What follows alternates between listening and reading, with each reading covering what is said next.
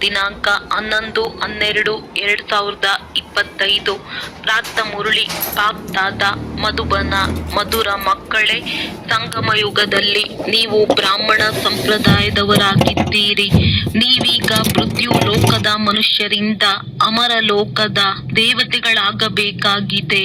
ಪ್ರಶ್ನೆ: ನೀವು ಮಕ್ಕಳು ಯಾವ ಜ್ಞಾನವನ್ನು ತಿಳಿದುಕೊಂಡಿರುವ ಕಾರಣ ಬೇಅದ್ದಿನ ಸನ್ಯಾಸ ಮಾಡುತ್ತೀರಿ? ಉತ್ತರ: ನಿಮಗೆ ಡ್ರಾಮಾದ ಯಥಾರ್ಥ ಜ್ಞಾನವಿದೆ. ನೀವು ತಿಳಿದುಕೊಂಡಿದ್ದೀರಿ, ಡ್ರಾಮಾ ಅನುಸಾರ ಈಗ ಈ ಇಡೀ ಮೃತ್ಯು ಲೋಕವು ಭಸ್ಮೀಭೂತವಾಗಬೇಕಾಗಿದೆ. ಈಗ ಈ ಪ್ರಪಂಚವು ಕಾಸಿಗೂ ಬೆಲೆ ಇಲ್ಲದಂತಾಗಿದೆ. ನಾವು ಮೌಲ್ಯವಂತರಾಗಬೇಕಾಗಿದೆ. ಇದರಲ್ಲಿ ಏನೆಲ್ಲವೂ ಆಗುತ್ತದೆಯೋ ಅದು ಕಲ್ಪದ ನಂತರ ಚಾಚೂ ತಪ್ಪದೆ ಪುನರಾವರ್ತನೆಯಾಗುವುದು. ಆದ್ದರಿಂದ ನೀವು ಇಡೀ ಪ್ರಪಂಚದಿಂದ ಬೇಅದ್ದಿನ ಸನ್ಯಾಸ ಮಾಡಿದ್ದೀರಿ. ಗೀತೆ ಬರುವಂತಹ ನಾಳೆಗೆ ನೀವು ಅದೃಷ್ಟವಂತರು. ಓಂ ಶಾಂತಿ. ಮಕ್ಕಳು ಗೀತೆಯ ಸಾಲನ್ನು ಕೇಳಿದ್ದೀರಿ. ಬರಲಿರುವುದು ಅಮರ ಲೋಕವಾಗಿದೆ. ಇದು ಮೃತ್ಯು ಲೋಕವಾಗಿದೆ. ಅಮರ ಲೋಕ ಮತ್ತು ಮೃತ್ಯು ಲೋಕದ ನಡುವೆ ಇದು ಪುರುಷೋತ್ತಮ ಸಂಗಮ ಯುಗ. ಈಗ ತಂದೆಯು ಸಂಗಮದಲ್ಲಿ ಆತ್ಮರಿಗೆ ಓದಿಸುತ್ತಾರೆ. ಆದ್ದರಿಂದ ಮಕ್ಕಳೇ, ಆತ್ಮ ಅಭಿಮಾನಿಯಾಗಿ ಕುಳಿತುಕೊಳ್ಳಿ ಎಂದು ಹೇಳುತ್ತಾರೆ. ಈ ನಿಶ್ಚಯ ಮಾಡಿಕೊಳ್ಳಿ, ನಮಗೆ ಬೇಅದ್ದಿನ ತಂದೆಯು ಓದಿಸುತ್ತಾರೆ. ಲಕ್ಷ್ಮೀ ನಾರಾಯಣ ಅಥವಾ ಮೃತ್ಯು ಲೋಕದ ಮನುಷ್ಯರಿಂದ ಅಮರ ಲೋಕದ ದೇವತೆಗಳಾಗುವುದೇ ನಮ್ಮ ಗುರಿ ಧ್ಯೇಯವಾಗಿದೆ. ಇಂತಹ ವಿದ್ಯೆಯನ್ನು ಎಂದೂ ಕಿವಿಗಳಿಂದ ಕೇಳಿರುವುದಿಲ್ಲ ಅಥವಾ ತಮ್ಮ ಮಕ್ಕಳಿಗೆ ನೀವು ಆತ್ಮ ಅಭಿಮಾನಿಯಾಗಿ ಕುಳಿತುಕೊಳ್ಳಿ ಎಂದು ಯಾರೂ ಹೇಳುತ್ತಿರುವುದನ್ನು ನೋಡಿರುವುದಿಲ್ಲ. ಈ ನಿಶ್ಚಯ ಮಾಡಿಕೊಳ್ಳಿ, ಬೇಅದ್ದಿನ ತಂದೆಯು ನಮಗೆ ಓದಿಸುತ್ತಿದ್ದಾರೆ. ಯಾವ ತಂದೆ? ಬೇಅದ್ದಿನ ತಂದೆ ನಿರಾಕಾರ ಶಿವ. ಈಗ ನೀವು ತಿಳಿದುಕೊಂಡಿದ್ದೀರಿ, ನಾವು ಪುರುಷೋತ್ತಮ ಸಂಗಮ ಯುಗದಲ್ಲಿದ್ದೇವೆ. ನೀವೀಗ ಬ್ರಾಹ್ಮಣ ಸಂಪ್ರದಾಯದವರಾಗಿದ್ದೀರಿ. ಮೊದಲು ಶೂದ್ರ ಸಂಪ್ರದಾಯದವರಾಗಿದ್ದೀರಿ. ತಂದೆಯು ಬಂದು ಕಲ್ಲು ಬುದ್ಧಿಯವರಿಂದ ಪಾರಸ ಬುದ್ಧಿಯವರನ್ನಾಗಿ ಮಾಡುತ್ತಾರೆ. ಮೊದಲು ಸತೋ ಪ್ರಧಾನ ಪಾರಸ ಬುದ್ಧಿಯವರಾಗಿದ್ದೀರಿ.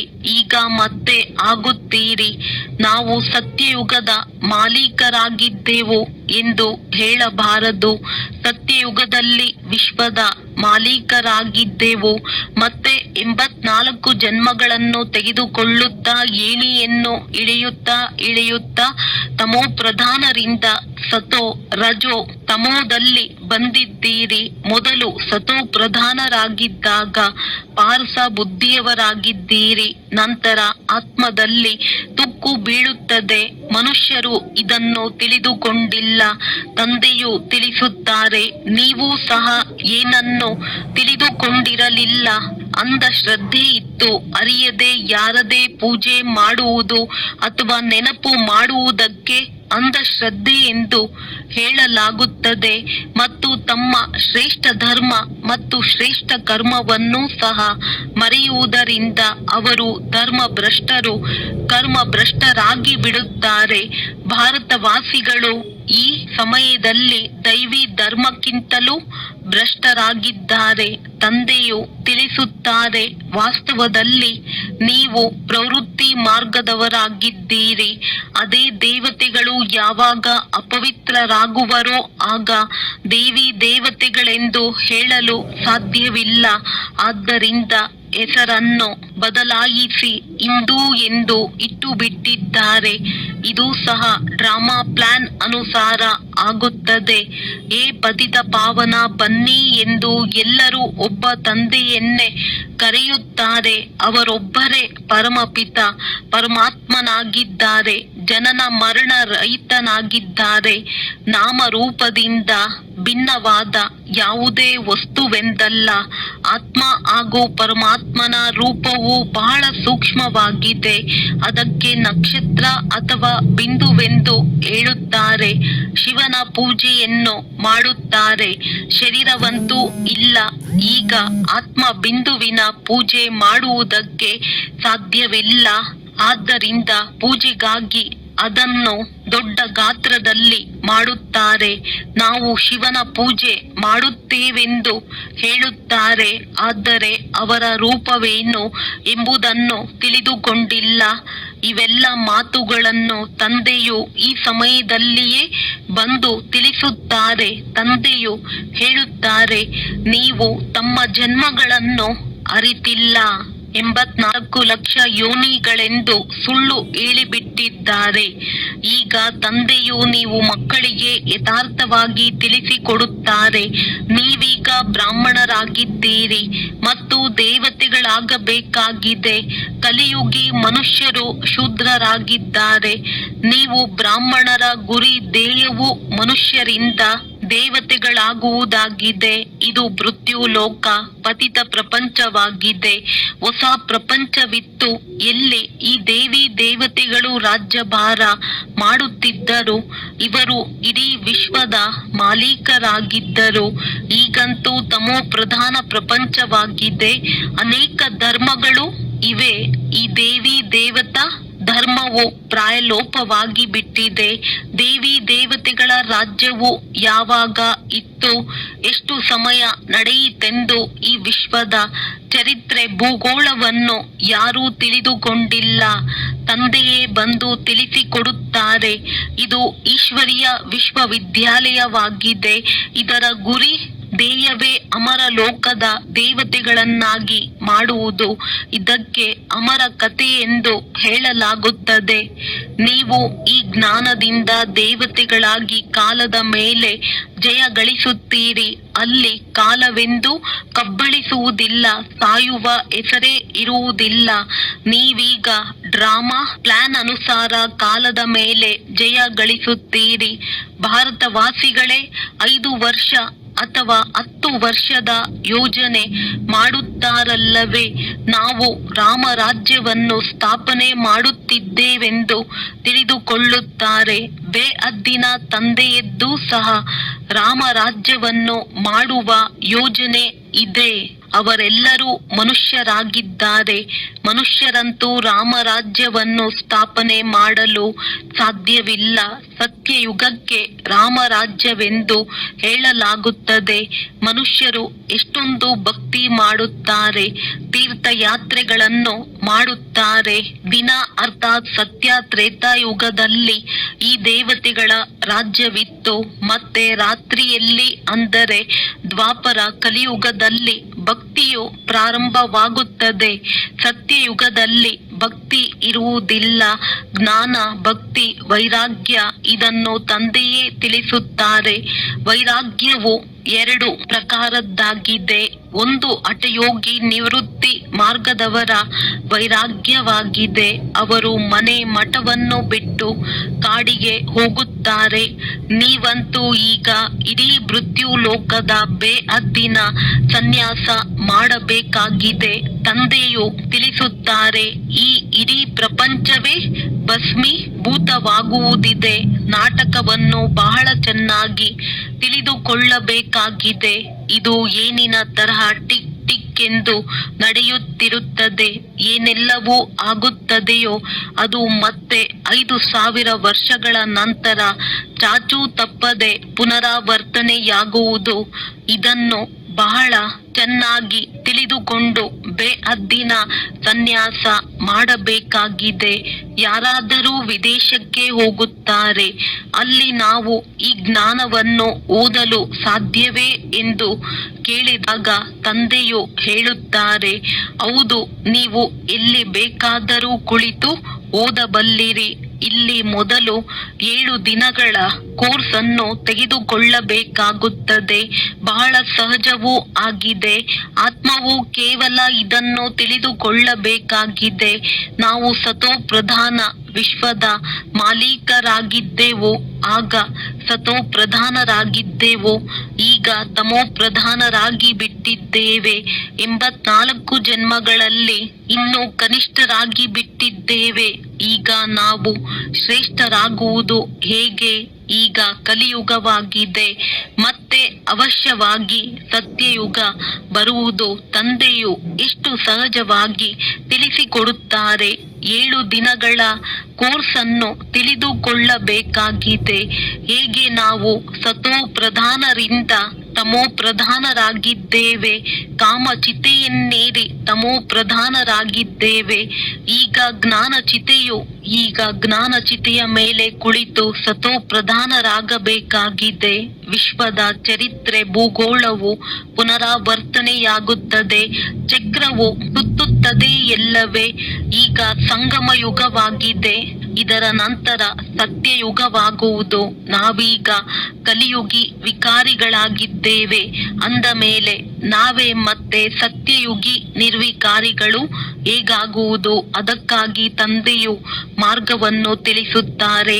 ನಮ್ಮಲ್ಲಿ ಯಾವುದೇ ಗುಣವಿಲ್ಲ, ನಮ್ಮನ್ನು ಇಂತಹ ಗುಣವಂತರನ್ನಾಗಿ ಮಾಡಿ ಎಂದು ಕೂಗುತ್ತಾರೆ. ಯಾರು ಕಲ್ಪದ ಹಿಂದೆ ಆಗಿದ್ದರೋ ಅವರೇ ಪುನಃ ಆಗಬೇಕಾಗಿದೆ. ತಂದೆಯು ತಿಳಿಸುತ್ತಾರೆ, ಮೊಟ್ಟ ಮೊದಲು ತಮ್ಮನ್ನು ಆತ್ಮನೆಂದು ತಿಳಿಯಿರಿ. ಆತ್ಮವೇ ಒಂದು ಶರೀರವನ್ನು ಬಿಟ್ಟು ಇನ್ನೊಂದನ್ನು ತೆಗೆದುಕೊಳ್ಳುತ್ತದೆ.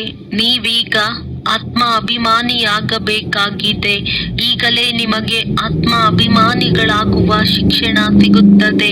ನೀವು ಸದಾ ಆತ್ಮ ಅಭಿಮಾನಿಯಾಗಿರುತ್ತೀರಿ ಎಂದಲ್ಲ. ಸತ್ಯಯುಗದಲ್ಲಂತೂ ಶರೀರದ ಹೆಸರಿರುತ್ತದೆ. ಲಕ್ಷ್ಮೀ ನಾರಾಯಣರ ಹೆಸರಿನ ಮೇಲೆ ಎಲ್ಲ ಕಾರೋಬಾರು ನಡೆಯುತ್ತದೆ. ಈಗ ಇದು ಸಂಗಮ ಯುಗವಾಗಿದೆ.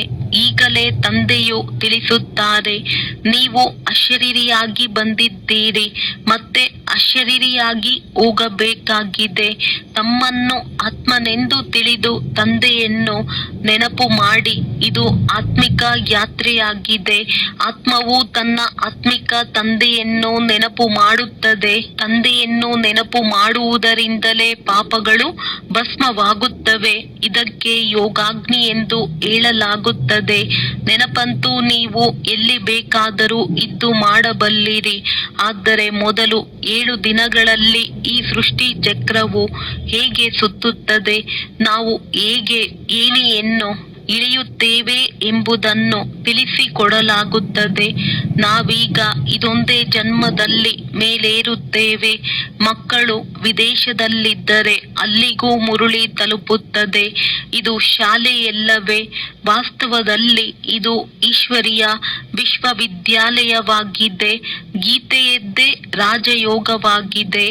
ಆದರೆ ಶ್ರೀಕೃಷ್ಣನಿಗೆ ಭಗವಂತನೆಂದು ಹೇಳಲಾಗುವುದಿಲ್ಲ. ಬ್ರಹ್ಮ ವಿಷ್ಣು ಶಂಕರನಿಗೂ ದೇವತೆ ಎಂದು ಹೇಳಲಾಗುತ್ತದೆ. ನೀವೀಗ ಪುರುಷಾರ್ಥ ಮಾಡಿ ಪುನಃ ದೇವತೆಗಳಾಗುತ್ತೀರಿ. ಪ್ರಜಾಪಿತ ಬ್ರಹ್ಮನೂ ಸಹ ಅವಶ್ಯವಾಗಿ ಇಲ್ಲಿಯೇ ಇರಬೇಕಲ್ಲವೇ? ಪ್ರಜಾಪಿತನು ಮನುಷ್ಯನಾಗಿದ್ದಾರೆ ಅಂದ ಮೇಲೆ ರಚನೆಯನ್ನು ಇಲ್ಲಿಯೇ ರಚಿಸಲಾಗುತ್ತದೆ. ಅಂಸೋ ಸೋ ಅಂನ ಅರ್ಥವನ್ನು ತಂದೆಯು ಬಹಳ ಸಹಜವಾಗಿ ತಿಳಿಸಿದ್ದಾರೆ. ಭಕ್ತಿ ಮಾರ್ಗದಲ್ಲಂತೂ ಆತ್ಮವೇ ಪರಮಾತ್ಮನೆಂದು ಹೇಳುತ್ತಾರೆ. ಆದ್ದರಿಂದ ಪರಮಾತ್ಮನಿಗೆ ಸರ್ವವ್ಯಾಪಿ ಎಂದು ಹೇಳುತ್ತಾರೆ.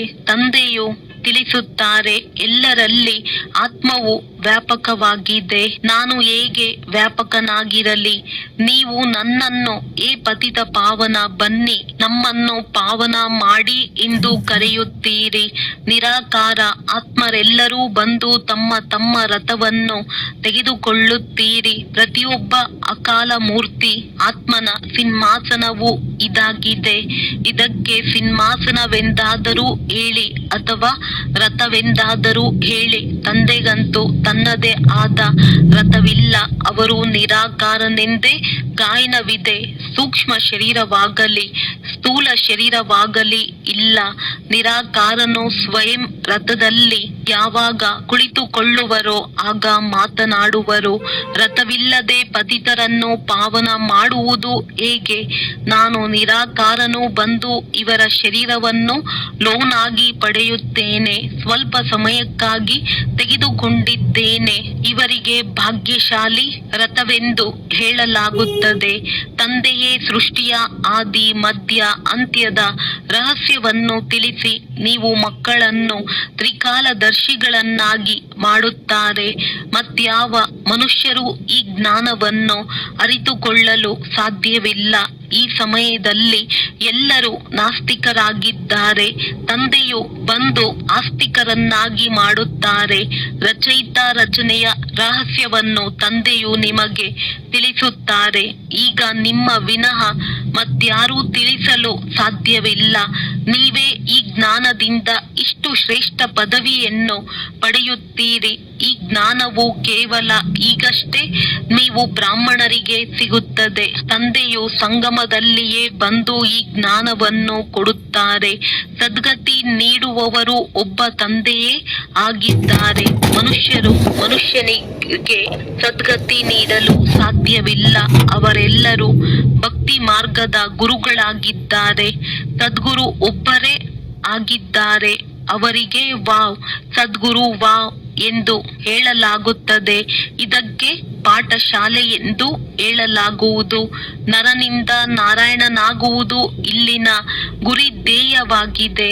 ಅವೆಲ್ಲವೂ ಭಕ್ತಿ ಮಾರ್ಗದ ಕಥೆಗಳಾಗಿವೆ. ಗೀತೆಯಿಂದಲೂ ಸಹ ಯಾವುದೇ ಪ್ರಾಪ್ತಿಯಾಗುವುದಿಲ್ಲ.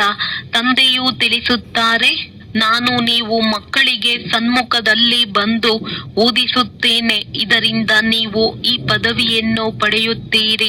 ಇದರಲ್ಲಿ ಮುಖ್ಯವಾದದ್ದು ಪವಿತ್ರರಾಗುವ ಮಾತಾಗಿದೆ.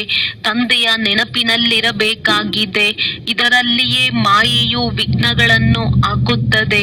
ತಮ್ಮ ಆಸ್ತಿಯನ್ನು ಪಡೆದುಕೊಳ್ಳುವುದಕ್ಕಾಗಿ ನೀವು ತಂದೆಯನ್ನು ನೆನಪು ಮಾಡುತ್ತೀರಿ. ಈ ಜ್ಞಾನವು ಎಲ್ಲ ಮಕ್ಕಳ ಬಳಿ ಮುರುಳಿ ಹೋಗುತ್ತದೆ ಎಂದು ಮುರುಳಿಯನ್ನು ತಪ್ಪಿಸಬಾರದು. ಮುರುಳಿಯನ್ನು ತಪ್ಪಿಸಿದ್ದೀರೆಂದರೆ ಗೈರು ಹಾಜರಿಯಾಗುತ್ತದೆ.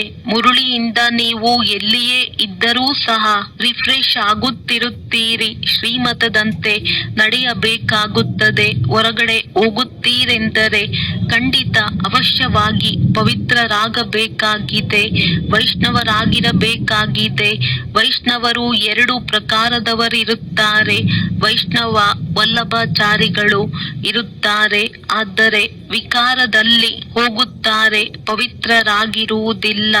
ನೀವು ಪವಿತ್ರರಾಗಿ ವಿಷ್ಣು ವಂಶೀಯರಾಗುತ್ತೀರಿ. ಸತ್ಯಯುಗದಲ್ಲಿ ನೀವು ವೈಷ್ಣವರಾಗಿರುತ್ತೀರಿ.